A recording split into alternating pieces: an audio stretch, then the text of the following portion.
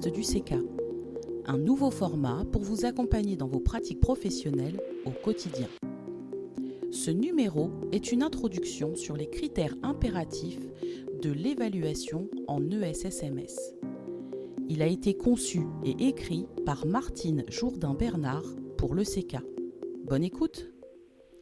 Bonjour, bienvenue dans ce premier podcast d'une série consacrée aux critères impératifs présents dans le manuel d'évaluation de la qualité des établissements et des services sociaux et médico-sociaux publié en 2022 par la Haute Autorité de Santé. Ce podcast va introduire la notion de critères impératifs et va vous donner des repères pour vous préparer à une visite d'évaluation, mais aussi pour préparer ou mener une démarche qualité en interne de façon rigoureuse.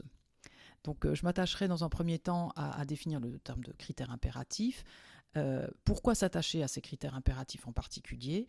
On verra ensuite comment ça se passe pendant la visite d'évaluation, notamment les notions de cotation, de formulaire, critères impératifs, et puis ce qu'il en est des plans d'action spécifiques qui doivent suivre les rapports d'évaluation, et enfin les notions d'investigation complémentaires qui peuvent être menées par les autorités de tarification et de contrôle. Alors, premier point, qu'est-ce qu'on entend par un critère impératif dans le manuel d'évaluation de la qualité des ESSMS? Eh bien, les critères impératifs, ils s'opposent aux critères standards. Donc, les critères impératifs sont considérés comme ayant une importance accrue pour la qualité des prestations et revêtent donc un niveau d'exigence plus élevé que les critères standards. Donc, ça veut dire que les évaluateurs, lorsqu'ils viendront vous rendre visite, vont porter une attention particulière lors de cette visite quinquennale sur ces critères impératifs. Ça veut dire qu'ils requièrent donc une attention particulière de votre part, structure, au moment où vous vous préparez, et plus généralement dans le cadre de votre démarche qualité amélioration continue.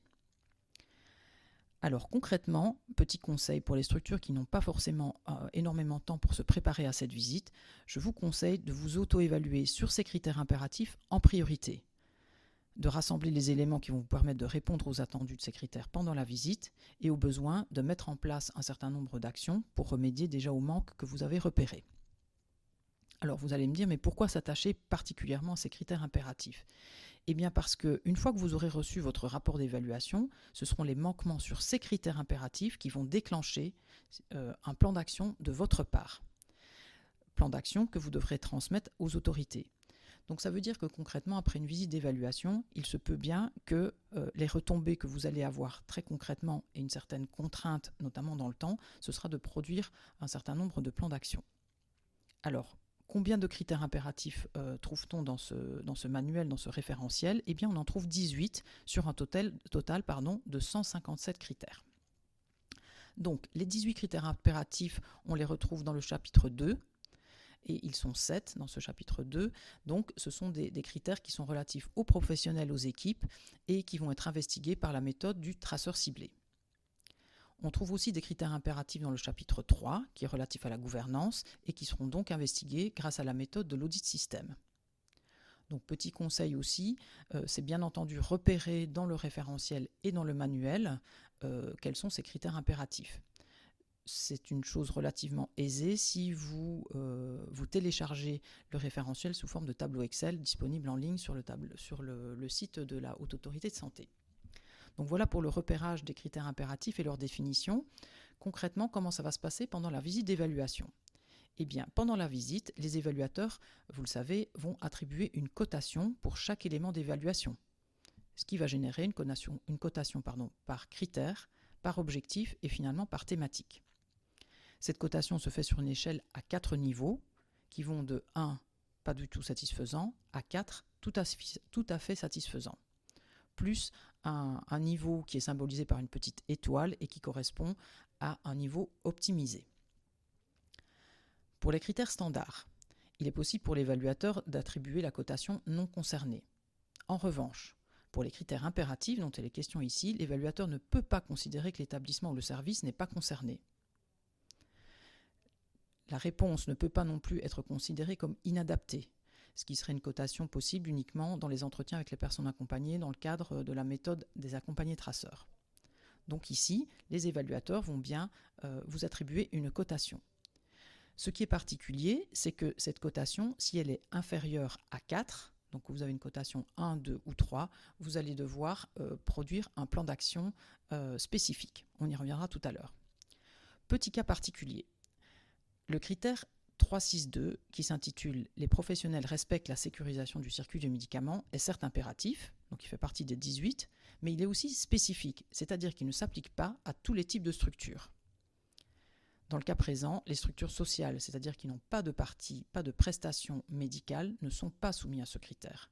Donc, le critère 3.6.2 est le seul critère qui est à la fois impératif, mais spécifique, ne s'appliquant pas à toutes les structures.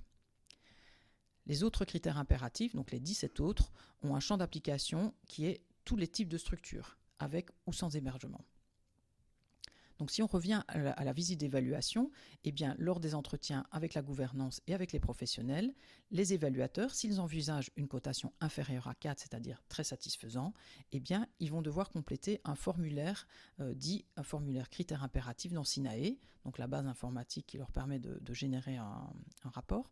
Ils vont donc récupérer un certain nombre d'informations complémentaires parce que ce n'est pas neutre et avoir des manquements sur un critère spécifique, un critère impératif, eh bien, on l'a dit, c'est relativement contraignant pour la suite. Donc, quelles sont ces investigations, quelles sont les questions que l'évaluateur auxquelles va devoir répondre dans ce formulaire? Eh bien, il va se demander si la gouvernance a déjà connaissance de la situation qui pose problème et qui génère une cotation de 1, 2 ou 3.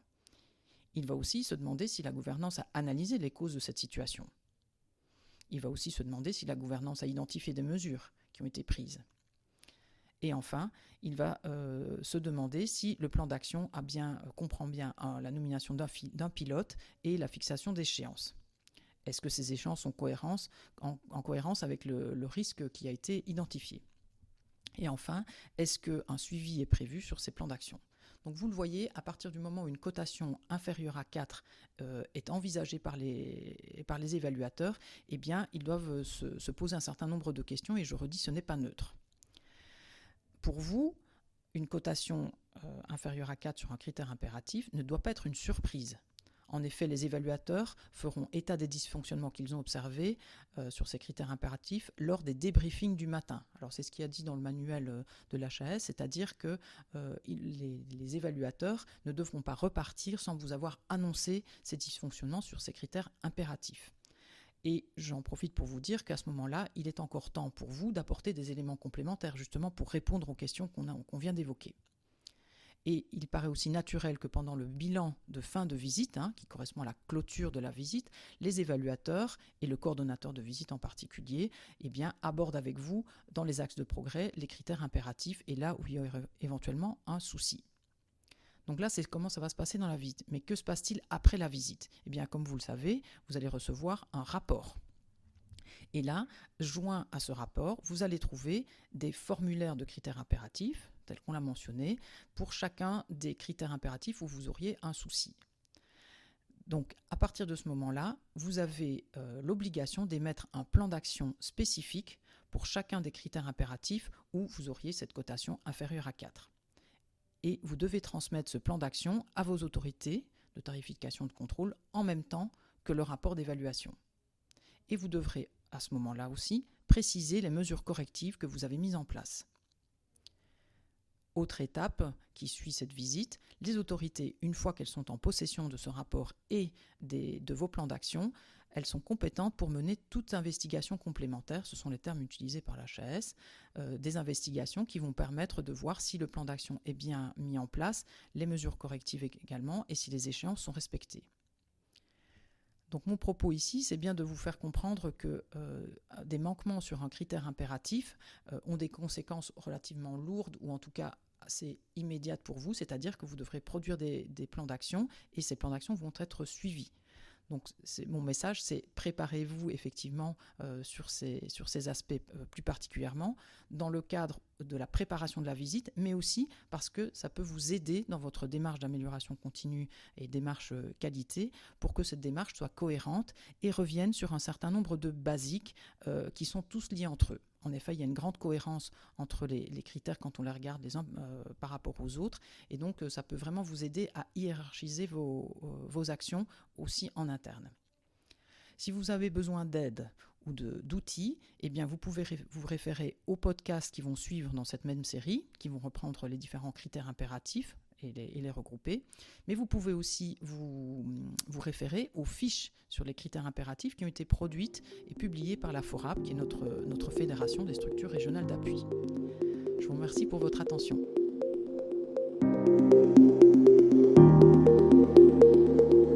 C'était CECA Propos, les podcasts du CECA. Ce podcast fait partie d'une série à retrouver sur ceca.fr.